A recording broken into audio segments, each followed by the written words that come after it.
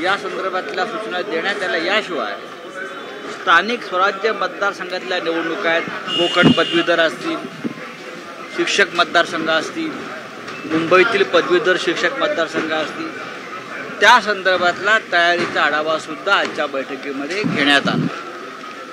यानंतर विधानसभा निवडणुकीच्या तयारीच्या दृष्टीने काही आदेश दिले गेलेले आहेत? नक्कीच सांगितलं ना की महाविकास आघाडीमध्येच आम्ही निवडणुका लढू आणि महाराष्ट्रातली सत्ता काबीज करू।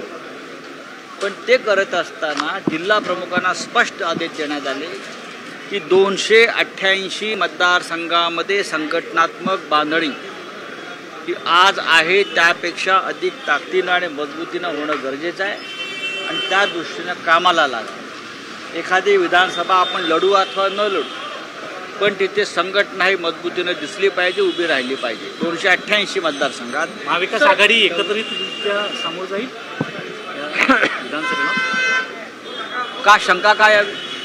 ज्या महाविकास आघाडीने एकत्रित भाजपला बहुमत मुक्त केलं दिल्लीतून, तीच महाविकास आघाडी महाराष्ट्रामध्ये पुन्हा एकदा आम्ही एकत्र 3 पक्ष शिवसेना, काँग्रेस आणि राष्ट्रवादी काँग्रेस माननीय पवार साहेबांची आम्ही एकत्रितपणे महाविकास आघाडी म्हणून ताकदीनं लढू आणि 180 ते 185 विधानसभेच्या जागा जिंकू, अशा प्रकारचा निर्धार आजच्या शिवसेनेच्या बैठकीत सुद्धा करण्यात आला। उद्धव ठाकरेंचा दौरा होणार आहे का? दौरा होणार? होय, या पावसाळा जरी असला तरी या संघटनात्मक बांधणीच्या अनुषंगाने आणि विधानसभेच्या दृष्टीने पूर्वतयारी म्हणून इंडोअर बैठका, इंडोअर मीटिंग म्हणजे जाहीर सभा कदाचित घेता येणार नाही पावसाळ्यात। संपूर्ण महाराष्ट्रामध्ये अशा प्रकारच्या मेळाव्यांचं, बैठकांचं आयोजन किंवा सभांचं आयोजन इंडोअर करण्यात येत आहे आणि त्याची तयारी सुरू आहे। कधीपासून हे दौरे असतील? लवकर तारखा जाहीर होतील।